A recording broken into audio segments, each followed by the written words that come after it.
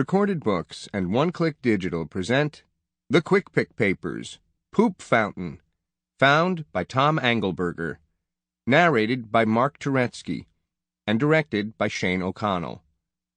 This book begins with an important note to the reader from Tom Angleberger. Some of you may know that before I wrote the Origami Yoda books, I used to be a newspaper reporter. For years, I covered everything that happened in this town down in the mountains of Virginia called Qwikpick. And one of the hundreds of stories I wrote was about a big change at the sewage plant. That was around the year 2000, and back then Qwikpick was growing like crazy.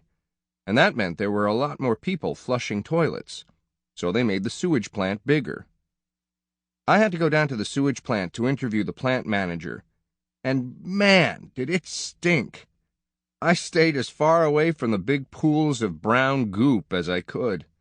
I got the facts and got out of there. Then I wrote them up, and the paper printed them. I thought that was the end of the story. But just recently, I found out that there was a lot more that happened after that. It was a lot crazier, messier, stinkier, and yes, poopier than I ever knew. A few months ago, this guy called me and told me he had found a big stack of really weird papers in the storage room of the old Qwikpick gas station on Franklin Street. One of the things in the big stack was my story about the sewage plant. I said I'd like to take a look, and yes, there was my story, although the newspaper had turned yellow over the years. It was the rest of the papers that were really interesting, though.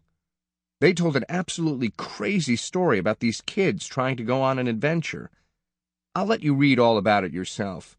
After all, that's the whole point to reprinting their official report in this book. I haven't been able to find the kids, but I bet they'd be really pleased to know their report got printed up. But before you read it, let me tell you what it was like back in 2000. Kids weren't running around with camera phones. A camera and a phone were two separate things, and most kids didn't have either. Most of their parents didn't have cell phones yet, or if they did, they spent most of their time complaining that they didn't work very well.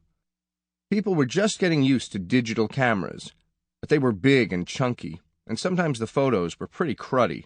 Plus, they were expensive. Most families had a computer by then, but there wasn't as much to do with it. No YouTube or Twitter. And I think Facebook was maybe just getting started. And the internet was really slow, so you couldn't watch streaming TV, and there was no easy way to download music either. I'm having trouble remembering what we did use computers. Sample complete. Ready to continue?